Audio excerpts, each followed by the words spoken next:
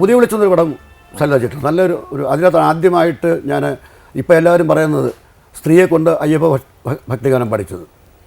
സ്ത്രീകൾ അയ്യപ്പനെക്കുറിച്ച് പാടാൻ പാടില്ല എന്നൊരു അയ്യപ്പ ബ്രഹ്മചാരിയാണ്, അതുകൊണ്ട് സ്ത്രീകൾ പാടാൻ പാടില്ല എന്ന് പറഞ്ഞു. ഞാൻ ആ ഡയറക്ടറെ പുതിയ വിളിച്ചു. ഞാനത് മാറ്റി മനസ്സേദിൻ പൊന്നമ്പലം എന്ന് പറഞ്ഞ് സൽദാ ട്യൂൺ ചെയ്ത് ഒരു പാട്ട് ജാനിയും പാടിയിട്ടുണ്ടായിരുന്നു. അപ്പോൾ അതിനുശേഷം പിന്നെ ഇപ്പോൾ ചിത്രയുടെയൊക്കെ ഓഡിയോ കേസസ് ധാരാളം ഇറങ്ങുന്നുണ്ട്.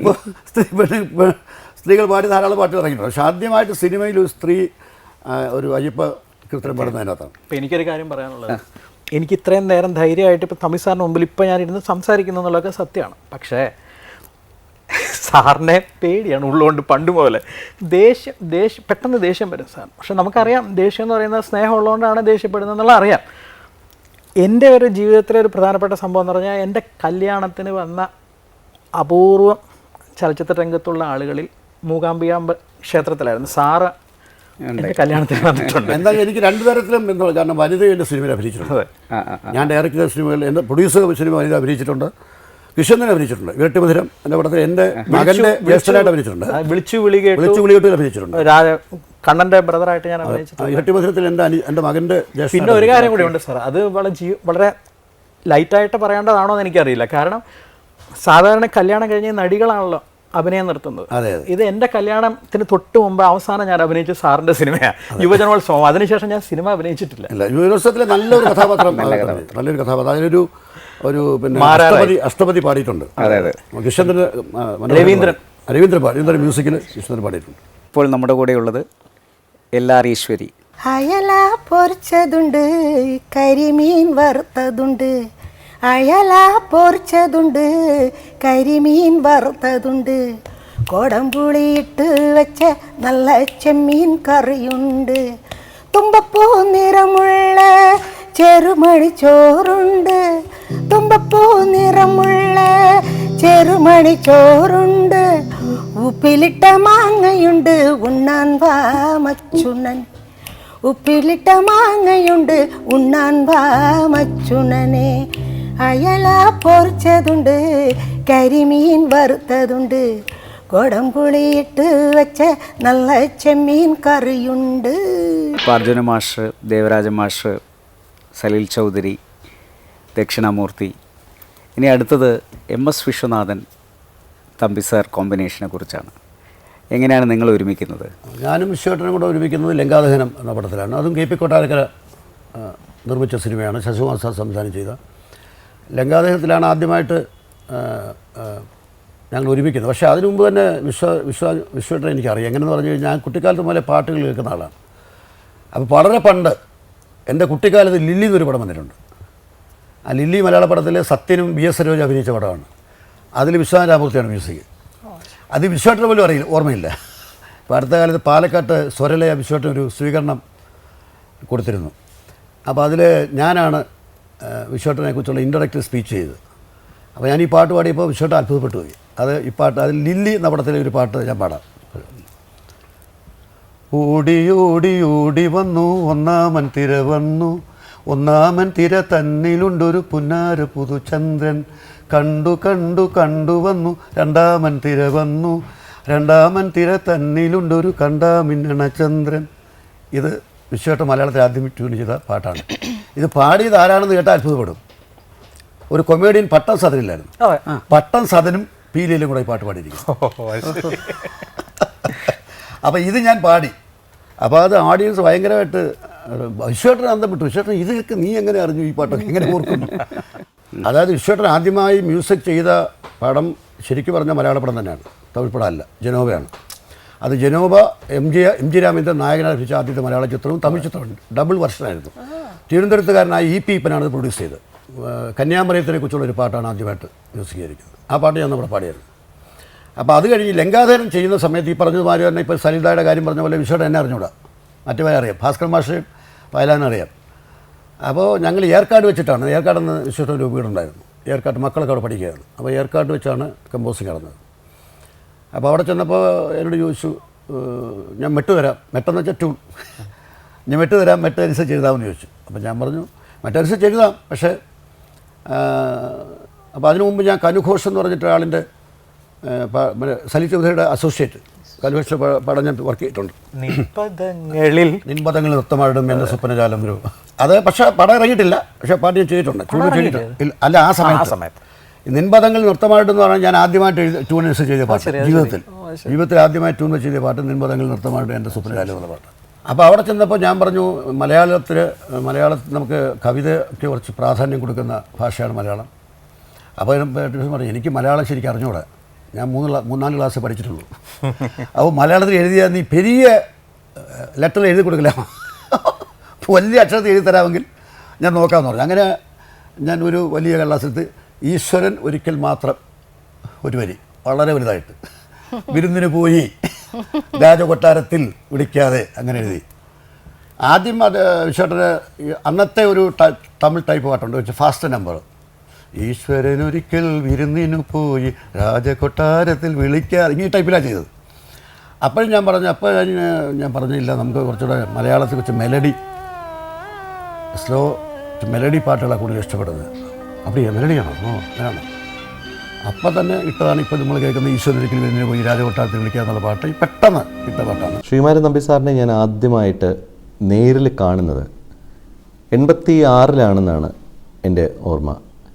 പത്മരാജൻ സാറിൻ്റെ തൂവാന തുമ്പികൾ എന്ന സിനിമയുടെ ഗാനങ്ങളുമായി ബന്ധപ്പെട്ട പ്രവർത്തനങ്ങൾക്ക് ഞാൻ പെരുമ്പാവൂർ രവീന്ദ്രനാഥ്, മോഹൻ സിത്താര, ഞങ്ങൾ അതുപോലെ പത്മരാജൻ സാറും ഗാന്ധിമതി ബാലനും എല്ലാവരും പാം ഗ്രൂ ഹോട്ടലിൽ താമസിക്കുകയാണ്. അപ്പോൾ അവിടെ പാട്ട് എഴുതുവാനായിട്ട് തമ്പി സാറ് വരുന്നു. ഞാൻ അദ്ദേഹത്തിനെ ആദ്യമായിട്ട് കാണുമ്പോൾ എൻ്റെ മനസ്സിൽ കൂടെ കടന്നു പോകുന്നത് ഇദ്ദേഹത്തിൻ്റെ നിരവധി ഗാനങ്ങളായിരുന്നു.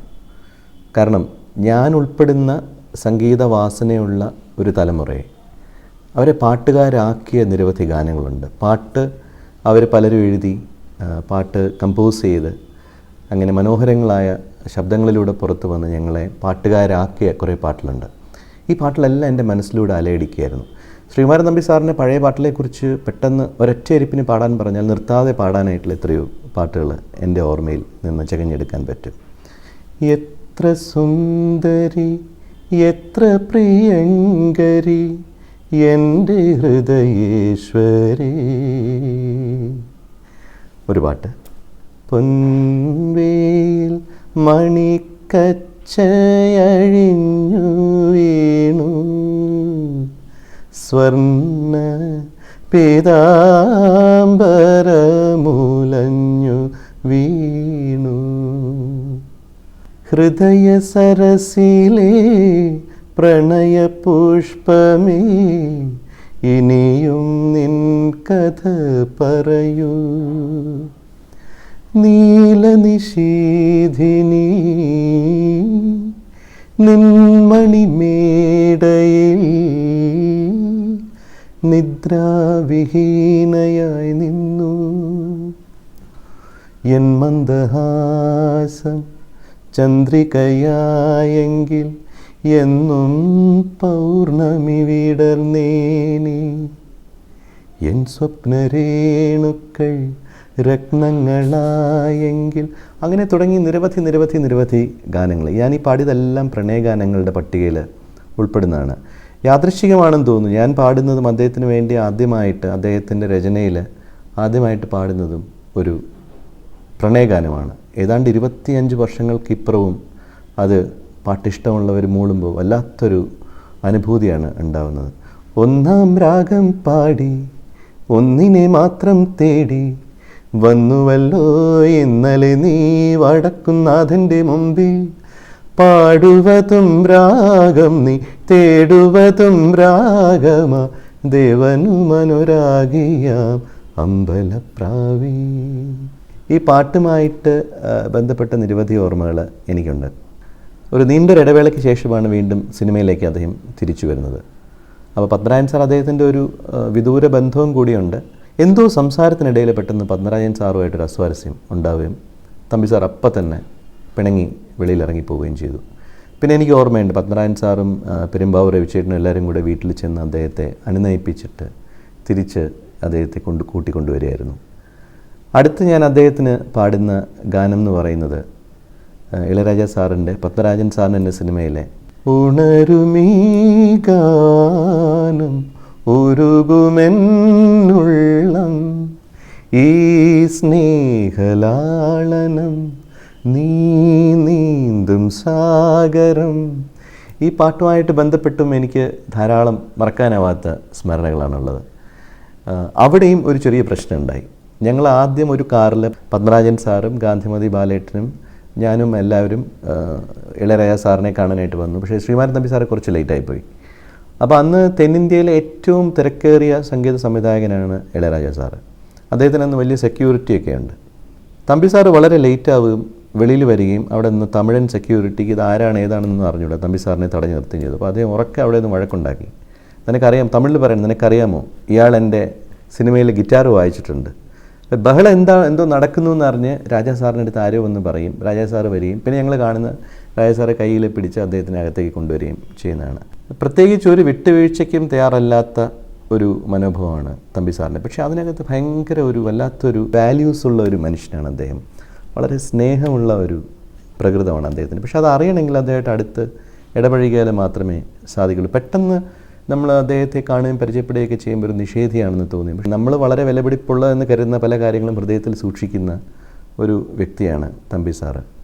അനിഷേധ്യമായിട്ടൊരു കാര്യം ഞാൻ പറയാം. പാട്ടെഴുത്തുകാരിൽ ആ ഒരു തലമുറയിലെ പ്രണയഗാനങ്ങളുടെ രാജകുമാരൻ എന്ന് പറയുന്നത് തീർച്ചയായിട്ടും ശ്രീകുമാരൻ തമ്പി സാറ് തന്നെയായിരുന്നു. വേനൽ മഴയിലെ ഒരു പാട്ട് പാണിയമ്മ പാടിയ പാട്ടുണ്ട്. ഈശ്വരമ്മ പാടിയ സൂപ്പർ ഹിറ്റ് ഒരു പാട്ടുണ്ട്. അയല പൊരിച്ചതുണ്ട്, കരിമീൻ വറുത്തതുണ്ട്, കൊടുമ്പുളിയെ കുടമ്പിട്ടു. അതെ, അത് ഞാൻ വെജിറ്റേറിയനാണ്. അപ്പോൾ അത് ഒരു വെജിറ്റേറിയൻ എഴുതിയ നോൺ വെജിറ്റേറിയൻ ഗാനമാണ്. ഏതു പന്തൽ ഏതു പന്തൽ ഏതു പന്തൽ കണ്ടാലും അത് കല്യാണ പന്തൽ, ഏതു മേളം കേട്ടാലും അത് നാദസ്വരമേളം, മുഹൂർത്ത നാളെ പുലരുവാൻ നേർച്ച നേരും ഹൃദയമേ, മുഹൂർത്ത നാളെ പുലരുവാൻ നേർച്ച നേരും ഹൃദയമേ, ഏതു പന്തൽ കണ്ടാലും അത് കല്യാണ പന്തൽ, ഏതു മേളം കേട്ടാലും അത് നാദസ്വരമേളം. സ്വർണ്ണമായി പ്രൊഡ്യൂസ് ചെയ്ത സിംഹാസനത്തിൽ ജനിച്ചതാർക്ക് വേണ്ടി അറിയില്ലല്ലോ, ജീവിപ്പതാർക്ക് വേണ്ടി അറിയില്ലല്ലോ, ഓർത്താൽ ജീവിതം ഒരു ചെറിയ കാര്യം, ആർത്തി കാണിച്ചിട്ട് എന്ത് കാര്യം. പിന്നെ കാവാലൻ ചുണ്ടൻ വെള്ളം, അതെ, കാവാലൻ ചുണ്ടൻ വെള്ളം അണിഞ്ഞൊരുങ്ങി, കായപ്പൂത്തിരകൾ ആർപ്പ് വിളി തുടങ്ങി. അത് പിന്നെ എന്നോട് സെപ്റ്റംബറിൽ പൂത്ത പൂക്കൾ, എൻ്റെ സുപ്രാണ് ഏറ്റവും ഹിറ്റായിട്ടുള്ള പാട്ടാണ് വേനൽ മഴയിലെ പാട്ട്. ലങ്കാതകടം കൂടെ പാടിയിട്ടുണ്ട്. ലങ്കാത്തിലെ ശിലങ്കകളെ എൻ്റെ കിന്നര ഗായകൻ പാടിയിട്ടുണ്ട്. കീലുകീലെ ചിരിക്കും എൻ ചിലങ്കകളെ എൻ്റെ കിന്നര ഗായകൻ വരുമല്ലോ,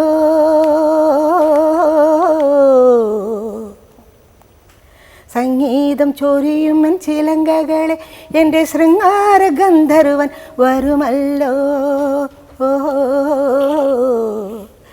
എൻ്റെ ശൃംഗാര ഗന്ധർവൻ വരുമല്ലോ. തമ്പി സാറിൻ്റെ ഗാനങ്ങളിൽ വ്യത്യസ്തമാണ് ചെട്ടിക്കുളങ്ങര ഭരണിനാളിൽ എന്ന ഗാനം. ഗ്രാമീണ ഭംഗി ഒപ്പിയെടുത്തുകൊണ്ട് അദ്ദേഹം എഴുതിയിട്ടുള്ള പാട്ട് ഇപ്പോഴും ഹിറ്റാണ്. ഇപ്പോൾ റീമിക്സിൽ വരുന്നു ആ ഗാനം. ചെട്ടിക്കുളങ്ങര ഭരണിനാളിൽ എന്ന പാട്ട് നമുക്ക് കേൾക്കാം. ചെട്ടിക്കുളങ്ങര ഭരണിനാളിൽ ഉത്സവം കണ്ടു നടക്കുമ്പോൾ, ചെട്ടിക്കുളങ്ങര ഭരണിനാളിൽ ഉത്സവം കണ്ടു നടക്കുമ്പോൾ, കുപ്പിവളക്കടയ്ക്കുള്ളിൽ ചിപ്പിവളക്കുലക്കിടയിൽ ഞാൻ കണ്ടൊരു പുഷ്പമിഴിയുടെ തേരോട്ടം, തേരോട്ടം, തേരോട്ടം, തേരോട്ടം. ചെട്ടിക്കുളങ്ങര ഭരണിനാളിൽ ഉത്സവം കണ്ടു നടക്കുമ്പോൾ, കുപ്പിവളക്കടയ്ക്കുള്ളിൽ ചിപ്പിവളക്കുലക്കിടയിൽ ഞാൻ കണ്ടൊരു പുഷ്പമിഴിയുടെ തേരോട്ടം, തേരോട്ടം, തേരോട്ടം, തേരോട്ടം.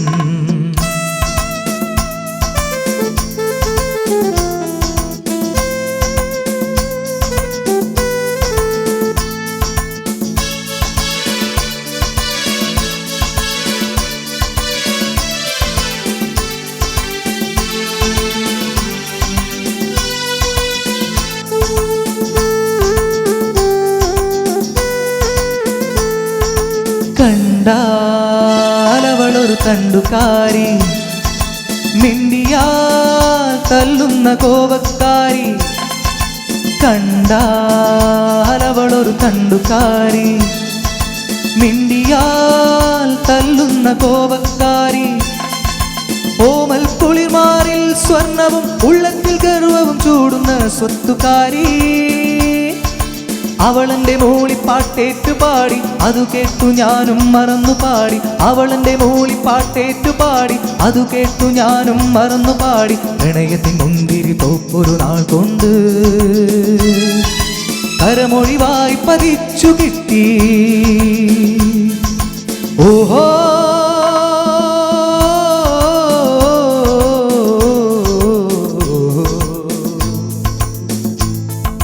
ചെട്ടിക്കുളങ്ങര ഭരണി നാളിൽ ഉത്സവം കണ്ടു നടക്കുമ്പോൾ കുപ്പിവളക്കടയ്ക്കുള്ളിൽ ചിപ്പിവളക്കുലക്കിടയിൽ ഞാൻ കണ്ടൊരു പുഷ്പമിഴിയുടെ തേരോട്ടം, തേരോട്ടം, തേരോട്ടം, തേരോട്ടം. ശ്രീകുമാരൻ തമ്പിച്ചേട്ടൻ്റെ സംഗീത സമാഗമം എന്തുകൊണ്ടും ധന്യമായിരിക്കും. കാരണം മലയാളക്കരയ്ക്ക് കിട്ടിയ ഒരു വരമാണ് തമ്പിച്ചേട്ടന്. എൻ്റെ നാട്ടുകാരനാണ് ഹരിപ്പാട്. ഒരുപക്ഷെ എൻ്റെ കുടുംബമായിട്ട് വളരെ അടുപ്പമുള്ള ഒരു വ്യക്തിയാണ് തമ്പി സാറ്. എൻ്റെ ചേട്ടനുമായിട്ടും എൻ്റെ അമ്മയായിട്ടും അച്ഛനുമായിട്ടും ഞങ്ങൾ വളരെ അടുത്തടുത്തായിരുന്നു താമസിച്ചിരുന്നത് ഹരിപ്പാട്ട്. അപ്പോൾ അദ്ദേഹത്തിനെ പറ്റി ഞാൻ പറയാൻ യോഗ്യനല്ല. കാരണം അദ്ദേഹം ഒരു വലിയ കവിയാണ്. മാത്രമല്ല എഴുതിയിട്ടുള്ള എല്ലാ പാട്ടുകളും സംവിധാനം ചെയ്തിട്ടുള്ള എല്ലാ ചിത്രങ്ങളും എല്ലാ തുറകളിലും അദ്ദേഹം വിജയിച്ച ഒരു മഹത് വ്യക്തിയാണ്. അപ്പോൾ അദ്ദേഹത്തിനോട് എനിക്ക് നന്ദി പറയാനുള്ളത്, എനിക്ക് കുറേ പാട്ടുകൾ തന്നിട്ടുണ്ടെങ്കിലും 2 പാട്ട് ഒരിക്കലും മറക്കാൻ പറ്റില്ല. കൂത്തമ്പലത്തിൽ വെച്ചോ കുറുമൊഴിക്കുന്നിൽ വെച്ചോ ആ ഗാനം സൗന്ദരരാജൻ എന്ന് പറഞ്ഞ് രാജാസാറിൻ്റെ അസിസ്റ്റൻ്റാണ് അത് കമ്പോസ് ചെയ്ത് ഒരിക്കലും മായാത്ത കാനഡ രാഗത്തിൽ ചിട്ടപ്പെടുത്തിയ ഒരു ഗാനമാണത്. പിന്നെ എനിക്ക് ഇളയരാജ സാറിൻ്റെ ഇതിൽ പത്മരാജൻ ചേട്ടൻ്റെ പടത്തിൽ തന്ന താമരക്കിളി പാടുന്നു തെയ്തകം, താമരക്കിളി പാടുന്നു തെയ്തകം, സൂപ്പർ പാട്ടുകളാണ്. ശ്രീകുമാരൻ തമ്പിച്ചേട്ടന് എല്ലാ ഐശ്വര്യവും മൂകാംബ ദേവി നൽകട്ടെ എന്ന് പ്രാർത്ഥിച്ചുകൊണ്ട് ആയുരാരോഗ്യ സമ്പൽ സമൃദ്ധി ഉണ്ടാകട്ടെ. ഈശ്വര്യം അധികവും ഈ ഫാസ്റ്റ് നമ്പേഴ്സ്, പണ്ടത്തെ കാലത്ത് ഫാസ്റ്റ് നമ്പേഴ്സ് പറയുമല്ലോ. ഉദാഹരണമായിട്ട് നമ്മുടെ ക്യാബറെ ഡാൻസിൻ്റെ പാട്ടുകൾ, അതുപോലെ തമിഴിൽ പേലന്തപ്പഴം, എലന്തപ്പഴം, അത്ര പാട്ടുകൾ. അപ്പോൾ അങ്ങനെ ഫാസ്റ്റ് നമ്പേഴ്സ് പാടിക്കൊണ്ടിരുന്ന ഒരു കാലഘട്ടത്തിൽ Vasu sir, T Vasu sir പലപ്പോഴും പല ചേഞ്ചസ് കൊണ്ടിട്ടുള്ള ടി വാസു സാറ് അർച്ചന എന്നൊരു സിനിമയിൽ ശാരദ നായികയാണ് പാട്ടുകൾ ഈശ്വരമ പാടി. അപ്പോൾ അത് ഞാൻ കേട്ടു. അപ്പോൾ ആ പാട്ട് കേട്ടപ്പോൾ അത് കഴിഞ്ഞാണ് ഈ ആരാധിക എന്നുള്ള പടം. അത് ആ സമയത്തൊക്കെ ഞാൻ ഇൻഡസ്ട്രി വരുന്നേ ഉള്ളൂ. അപ്പോൾ ആരാധിക എന്നൊരു പടം വർക്ക് ചെയ്തപ്പോൾ ഞാനും ബാബുക്കായിരുന്നു. അപ്പോൾ ഞാൻ ബാബുക്കയോട് പറഞ്ഞു, നമുക്ക് എന്തുകൊണ്ടൊരു ചേഞ്ച് ഈശ്വരമ്മയെ കൊണ്ടൊരു ഭജൻസ് പാടിച്ചുകൂടാ. അപ്പോൾ ബാബുക്ക് ഞാൻ കറക്റ്റാണ്, നമുക്ക് ആലോചിക്കുന്നത്. അങ്ങനെ ചോറ്റാനിക്കര ഭഗവതിയെ കാത്തുകൊള്ളണം എന്നെ നിന്നൊരു പാട്ട് ഈശ്വരമ്മ പാടി. എനിക്ക് തോന്നുന്നു അതായിരിക്കും മലയാളത്തിൽ ആദ്യം പാടി പ്രയർ, ഇങ്ങനെയുള്ള ഒരു ക്ലാസിക്കൽ സ്റ്റൈൽ പ്രയർ സോങ് ആദ്യത്തെ പാട്ടായിരിക്കും. ചോറ്റാനിക്കര ഭഗവതി കാത്തുകൊള്ളണം എന്നെ നീ, ചോറ്റാനിക്കര ഭഗവതി. സാറ് ആദ്യമായിട്ട് ഈശ്വരമ്മയുടെ ഒരു മെലഡി കേട്ടത് കാര്യം പറഞ്ഞല്ലോ, മറ്റേ അത് നല്ല പാട്ടുകളാണ് ശരിക്കും. അത് മറ്റേ രാഘവൻ മാസ്റ്റർ നല്ല പാട്ടാണ്. വയലാർ രാഘവൻ 2 പാട്ടായാലും നല്ല സോളോസ് ഉണ്ട്. എത്ര കണ്ടാലും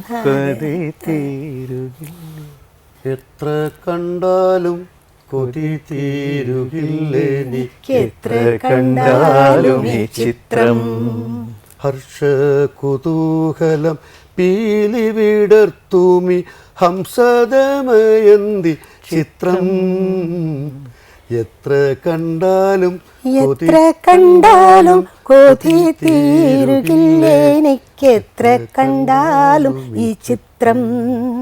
ഈ പാട്ട് കേട്ടപ്പോഴാണ് ശരിക്കും പറഞ്ഞാൽ എന്തുകൊണ്ട് ഇത് ഒരു വ്യത്യസ്തമായ പാട്ട് പാടിച്ചുകൂടാന്ന് എനിക്ക് തോന്നിയത്. അടുത്തത് പെരുമ്പാവൂർ രവീന്ദ്രനാഥ്, പത്മരാജൻ, ശ്രീകുമാരൻ തമ്പി കൂട്ടുകെട്ടിൽ വന്ന ഒരു മനോഹര ഗാനം തൂവാനത്തുമ്പികൾ എന്ന ചിത്രത്തിൽ മേഘം പൂത്തു തുടങ്ങി. la la la la la la la la la la la la la ലാ ലാ ലാ ലാ ലാ ലാ.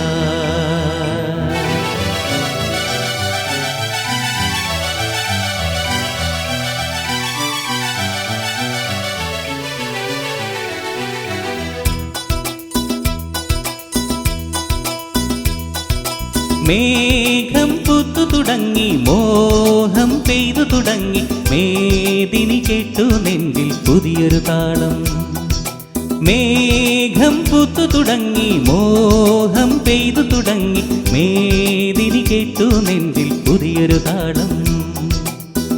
ആരാരെ ആദ്യമുണർത്തി ആരാരുടെ നോവു പകർത്തി, ആരാരെ ആദ്യമുണർത്തി ആരാരുടെ നോവു പകർത്തി, ആരാരുടെ ചിറകിലൊതുങ്ങി അറിയില്ലല്ലോ അറിയില്ലല്ലോ അറിയില്ലല്ലോ. മേഘം പൂത്തു തുടങ്ങി മോഹം പെയ്തു തുടങ്ങി മേദിനി കേട്ടു നെഞ്ചിൽ പുതിയൊരു താളം.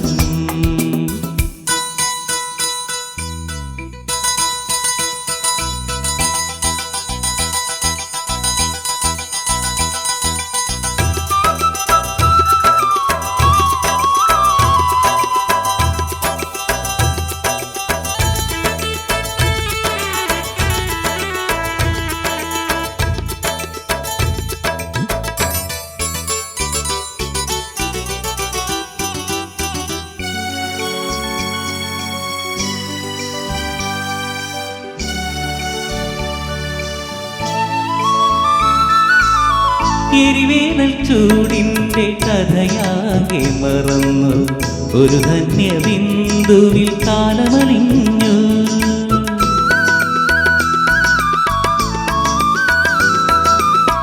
എരിവേനൽ ചൂടിൻ്റെ കഥയാകെ മറന്നു ഒരു ധന്യബിന്ദുവിൽ കാലമലിഞ്ഞു. പുതുമണ്ണിൻ സ്വപ്നം പുൽക്കൊടികളായുണരും, അവ പിന്നെ പൂക്കളങ്ങളാകും. വളർന്നേറും വനമാകും, വളർന്നേറും വനമാകും. മേഘം പൂത്തു തുടങ്ങി മോഹം പെയ്തു തുടങ്ങി മേദിനി കേട്ടു നെഞ്ചിൽ പുതിയൊരു താളം. നമുക്ക് കുറച്ച് കവിതകളെക്കുറിച്ചും ആ കാലഘട്ടത്തിൽ ഇവിടെ അന്ന് പറഞ്ഞല്ലോ ഈ സയൻറ്റിസ്റ്റ് അല്ലെങ്കിൽ സയൻസ് എൻജിനീയറുടെ വീണ, അതിപ്പോൾ എന്നോട് പലപ്പോഴും പല എൻജിനീയറും വീണയും എന്ന് പറയുന്നതേ ഒരു കോമ്പിനേഷൻ അല്ല, എഞ്ചിനീയർ വീണയും തമ്മിൽ കോമ്പിനേഷൻ ഇല്ല എന്ന് പറയുന്നതിന് ഞാൻ എതിരാണ്. കാരണം എന്നോട് പലരും ഇപ്പോൾ പല അഭിമുഖങ്ങളിലും ചോദിക്കുന്ന ആദ്യത്തെ ചോദ്യം, താങ്കൾ എഞ്ചിനീയർ താങ്കൾ എങ്ങനെ സിനിമയിൽ വന്നു, അല്ല എഞ്ചിനീയറെ താങ്കൾ എങ്ങനെ കവിയായി? അത് വളരെ തെറ്റായൊരു ചോദ്യമാണ്. കാരണം എഞ്ചിനീയർ ജനിക്കുന്നില്ല, കവി ജനിക്കുക. A poet is born. അച്ഛൻ്റെ പണം ഉണ്ടെങ്കിൽ എഞ്ചിനീയർ ആകും. ഇപ്പോൾ പഠിക്കാൻ എടുക്കും പോലും ആവണമെന്നില്ല, ക്യാപിറ്റേഷൻ ഫീ കൊടുത്താൽ മതി. മനസ്സിലായില്ലേ? ക്യാപിറ്റേഷൻ ഫീ കൊടുക്കാനുണ്ടെങ്കിൽ ഏത് പണ്ടനും എഞ്ചിനീയർ ആകും ആ കാലം എന്നത്. അപ്പോൾ എഞ്ചിനീയറിൽ നിന്ന് കവിതയിലേക്കുള്ള മാറ്റമല്ല, കവിതയിൽ നിന്ന് എഞ്ചിനീയറിലേക്കുള്ള മാറ്റം എന്നെ ഉണ്ടായത്. ഞാൻ കുട്ടിക്കാലത്ത് കവിത 11 വയസ്സിൽ എൻ്റെ കവിത പബ്ലിഷ് ചെയ്തു ബാലഭംഗിയിൽ. 11ാമത്തെ വയസ്സ് കവിതയിൽ തുടങ്ങിയപ്പോൾ എൻ്റെ ജ്യേഷ്ഠന്മാർക്ക് 2 പേർക്ക് സാഹിത്യത്തിൽ വാസന ഉണ്ടെങ്കിലും എനിക്ക് കുറച്ച് അമിതമായ ആസക്തി ഉണ്ടായിരുന്നു. ഇത് മനസ്സിലാക്കിയപ്പോൾ എൻ്റെ അച്ഛനമ്മമാരും ചേട്ടന്മാർക്കും ഒരു ഭയം, ഇവൻ നശിച്ചു പോകുമോ, സാഹിത്യത്തിൽ പോയി. കാരണം ഇവനൊന്നും ആകാതെ, കാരണം ഇവൻ പഠിക്കാൻ എടുക്കാനാണ്, ക്ലാസ്സിൽ ഒന്നാമനാണ്, നല്ലവർ പഠിക്കുന്നതാണ്. അപ്പോൾ വലിയേട്ടൻ്റെ ആഗ്രഹം ഞാൻ എനിക്ക് IAS കിട്ടണമെന്നാണ്. അപ്പോൾ അങ്ങനെ ഒരു പഴയ ജന്മിത്തറവാടാണ്, തകർന്നു പോയ പഴയ ജന്മിത്തറവാടിൻ്റെ ഒരു എന്താണ് പറയുന്നത്, അതിൻ്റെ പ്രാഗൽഭ്യം വീണ്ടെടുക്കണം എന്നൊക്കെയുള്ള ഒരു പ്രതീക്ഷയിൽ എന്നെ ഞാൻ നല്ലൊരു കുട്ടിയായിരുന്നുകൊണ്ട്, നല്ല വിദ്യാർത്ഥി ആയിരുന്നുകൊണ്ടും സാമാന്യം നല്ല സ്വഭാവമായിരുന്നുകൊണ്ടും അവരെൻ്റെ കവിത എഴുത്തിനെ സപ്പോർട്ട് ചെയ്തില്ല. അതെ. ഒരു ദിവസം ഈ കഥ എഴുതുന്ന വലിയേട്ടൻ, അന്ന് വലിയേട്ടൻ കഥ എഴുതുന്ന വലിയേട്ടൻ ഒരു ദിവസം എൻ്റെ പെട്ടി പരിശോധിച്ചപ്പോൾ 300 കവിത. എനിക്ക് 16 വയസ്സാണ്. 16 വയസ്സിൽ 300 കവിതകൾ എഴുതിയിരിക്കുന്നു. പുള്ളി ഇതെല്ലാം കൂടെ എടുത്തിട്ട് ഈ 300 കവിതകൾ തീയിലിട്ടു. എന്നിട്ട് എൻ്റെ വിരൽ മേശപ്പുറത്ത് വെച്ചിട്ട് റൂൾ തടി കൊണ്ട് അടിച്ചു, വേല എഴുതി പോരുന്നു. ഒരു പക്ഷേ ആ അടി കൊണ്ടായിരിക്കും ഞാൻ ഇത്ര എഴുതിയത്. അപ്പോൾ പിന്നെ ഞാനിങ്ങനെ പറഞ്ഞു കഴിഞ്ഞാൽ വീട്ടുകാരെ അറിയാതിരിക്കാൻ വേണ്ടി HS തമ്പി, ഹരിപ്പാട്ട് ശ്രീകുമാരൻ തമ്പി എന്നുള്ളത് HS തമ്പി, പിന്നെ മാതൃഭൂമി വാരാന്ത പുതുപ്പിലൊക്കെ എഴുതുന്ന ഹരിശ്രീ, പിന്നെ എൻ്റെ അമ്മയുടെ പേര് ഭവാനിക്കുട്ടി തങ്കച്ചൻ, അപ്പോൾ ഭവാനിക്കുട്ടി, അപ്പോൾ അങ്ങനെയൊക്കെ എഴുതിയിരുന്നു. പക്ഷെ പിന്നീട് ഈ പറഞ്ഞ മാതിരി അവർക്ക് തന്നെ മനസ്സിലായി എന്നെ ഇതിൽ നിന്ന് പിൻവലിക്കാൻ സാധ്യമല്ല എന്ന് പറയും. പിന്നെ അവർ എന്ത് വെച്ചാൽ ജ്യേഷ്ഠന്മാരെല്ലാം എന്നെ അഡ്വൈസ് ചെയ്തത്, ഞാൻ നിർഭാഗ്യവശാൽ ഞാൻ കണക്കിന് മിടുക്കനായിപ്പോയി. സാധാരണ ഈ കവികൾ കണക്കിന് മണ്ണന്മാരായിരിക്കും, അങ്ങനെയാണ് പൊതുവെ പറയുന്നത്. കണക്കിൽ സമർത്ഥനായതുകൊണ്ട് എന്നെ കണക്കിലേക്ക് തിരിച്ചു വിട്ടു.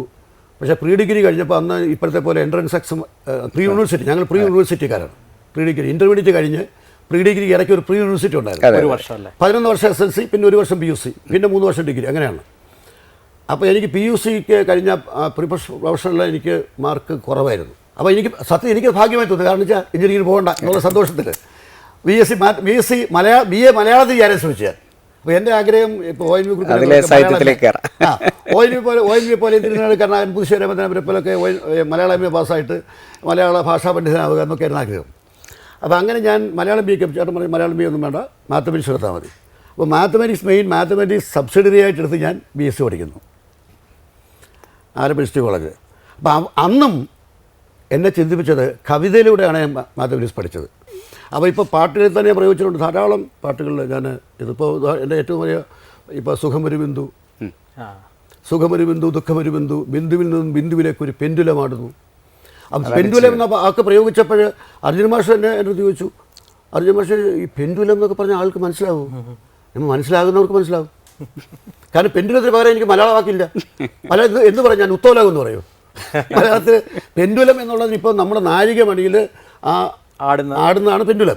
അപ്പോൾ ഈ പെൻഡുലത്തിൻ്റെ മൂവ്മെൻറ്റിന് നമ്മൾ ഫിസിക്സിൽ സിമ്പിൾ ഹാർമോണിക് മോഷൻ എന്നാണ് പറയുന്നത്. സിമ്പിൾ ഹാർമോണിക് മോഷൻ്റെ എക്സാമ്പിളാണ് പെൻഡുലം. അപ്പോൾ ഈ പെൻഡുലം ആടുന്നത് ഞാൻ നോക്കി നിൽക്കും. അപ്പോൾ സിമ്പിൾ ഹാർമോണിക് മോഷൻ പഠിച്ചപ്പോൾ എൻ്റെ മനസ്സിൽ വന്നാണ് ഈ ആശയം. കണ്ണീരിൽ തുടങ്ങും, ചിരിയായി വളരും, കണ്ണീരിലേക്ക് മടങ്ങും. നാഴികമണിയുടെ സ്പന്ദനഗാനം ഈ വിശ്വചൈതന്യഗാനം. കാലമളക്കും, സൂചി മരിക്കും, കാലം പിന്നെയും ഒഴുകും. ശാസ്ത്രവും കലയും ഒന്ന് തന്നെയാണ്. ഒരു നാണയത്തിൻ്റെ 2 വശങ്ങളാണ്. നമ്മൾ ജീവിതത്തെ കാണുന്ന 2 രീതികളാണ്. ജീവിതത്തെ 2 തരത്തിൽ കാണാം. ശാസ്ത്രത്തിലൂടെ കാണാം, കലയിലൂടെ കാണാം. അപ്പം ഞാൻ ഈ 2 രീതിയിലും കാണാൻ ശാസ്ത്രം പഠിച്ചതുകൊണ്ട് 2 രീതിയിലും കാണുന്നു എന്ന് മാത്രമേ ഉള്ളൂ. ഇന്നും എൻ്റെ കണ്ണുനീരിൽ നിന്നോർമ്മ പുഞ്ചിരിച്ചു, ഈറൻമൂകിൽ മാലകളിൽ ഇന്ദ്രധനുസെന്ന പോലെ ഇന്നും എൻ്റെ കണ്ണുനീരിൽ നിന്നോർമ്മ പുഞ്ചിരിച്ചു.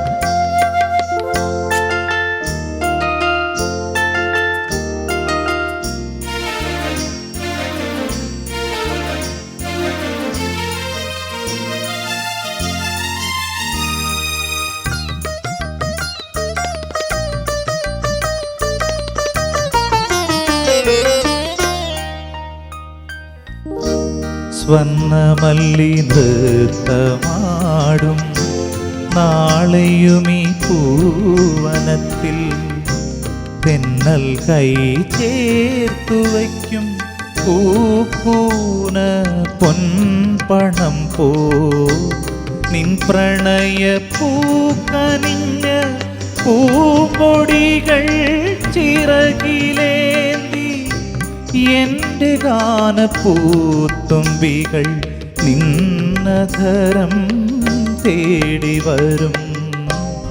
ഇന്നും എൻ്റെ കണ്ണുനീരിൽ നിന്നോർമ്മ പുഞ്ചിരിച്ചു, ഈറൻമൂകിൽ മാലകളിൽ ഇന്ദ്രധനുസെന്ന പോലെ ഇന്നും എൻ്റെ കണ്ണുനീരിൽ നിന്നോർമ്മ പുഞ്ചിരിച്ചു.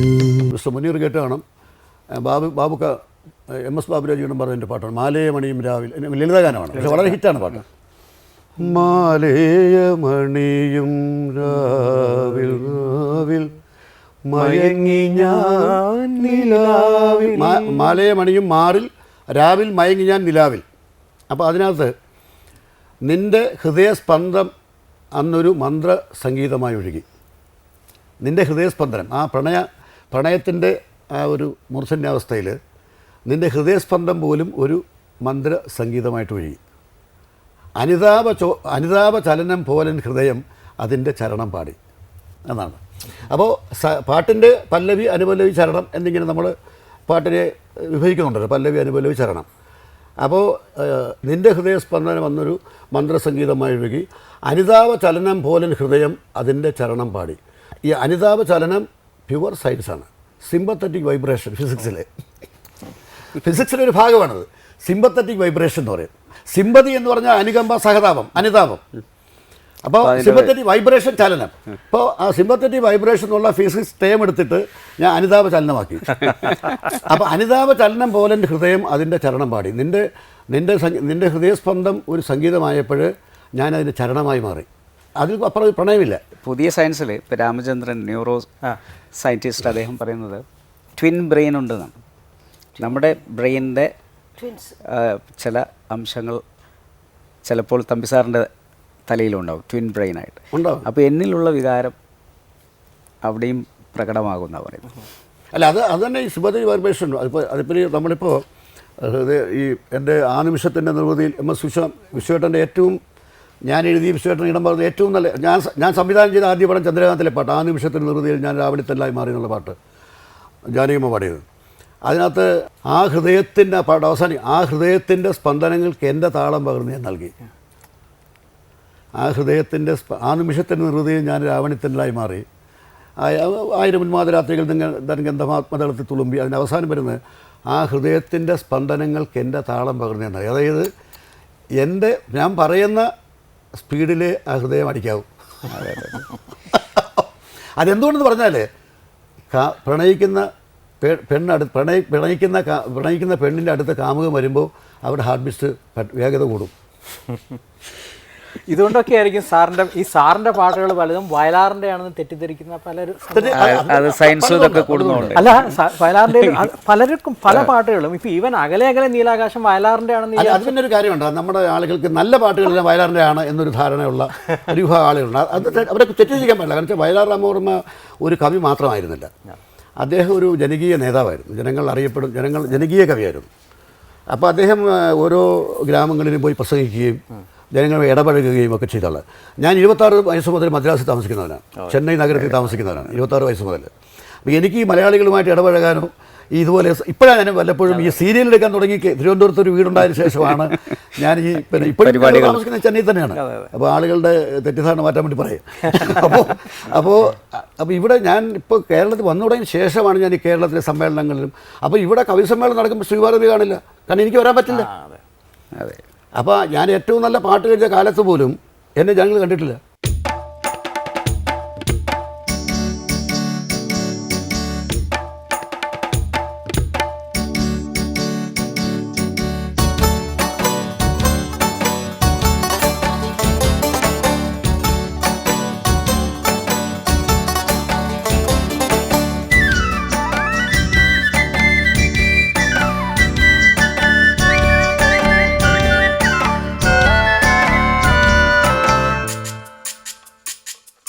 പൂവിളി പൂവിളി പൊന്നോണമായി നീ വരൂ പൊന്നോണ തുമ്പി. പൂവിളി പൂവിളി പൊന്നോണമായി നീ വരൂ പൊന്നോണ തുമ്പി. ഈ പൂവിളി മോഹം പൊന്നിൻ മുത്തായി മാറ്റും പൂവയലിൽ നീ വരൂ ഭാഗം വാങ്ങാൻ. പൂവിളി പൂവിളി പൊന്നോണമായി നീ വരൂ പൊന്നോണ തുമ്പി. ഈ പൂവിളി മോഹം പൊന്നിൻ മുത്തായി മാറ്റും പൂവയലിൽ നീ വരൂ ഭാഗം വാങ്ങാൻ. പൂവിളി പൂവിളി പൊന്നോണമായി നീ വരൂ പൊന്നോണ തുമ്പി.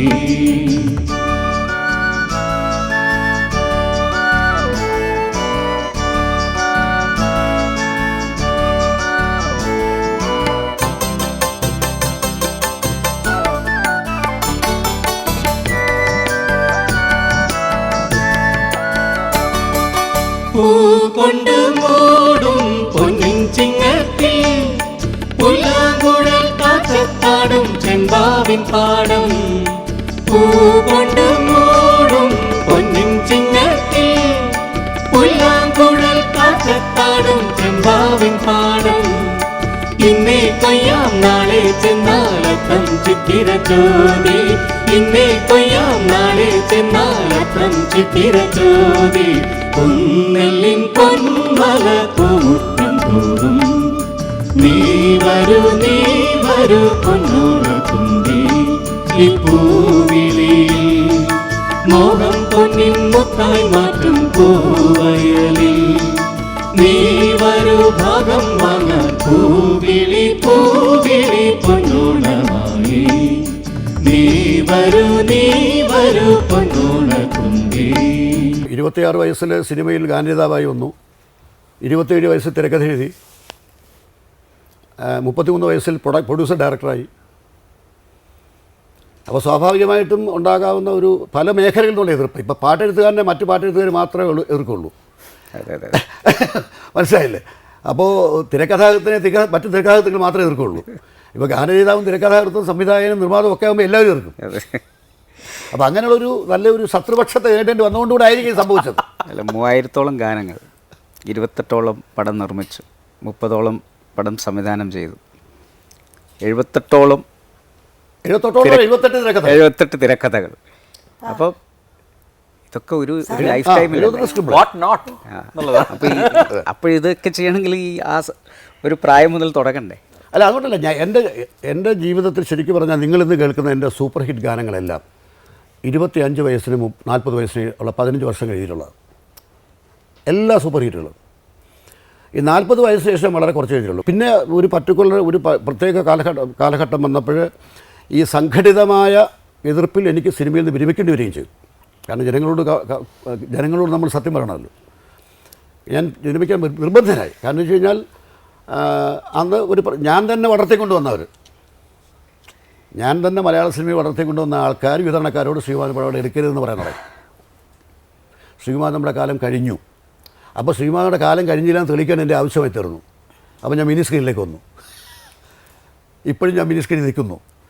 ശ്രീകുമാരൻ നമ്മുടെ കാലം ഇപ്പോഴും കഴിഞ്ഞിട്ടില്ല എന്ന് ഈ പരിപാടിയും തെളിയിക്കുന്നു. എന്നെ സംബന്ധിച്ചിടത്തോളം എനിക്ക് വിശ്രമമില്ല. ഞാൻ പ്രവർത്തിച്ചുകൊണ്ടേയിരിക്കും. എൻ്റെ ഏറ്റവും വലിയ ആഗ്രഹം ഒരു ഷോട്ട് എടുത്തുകൊണ്ടിരിക്കുമ്പോൾ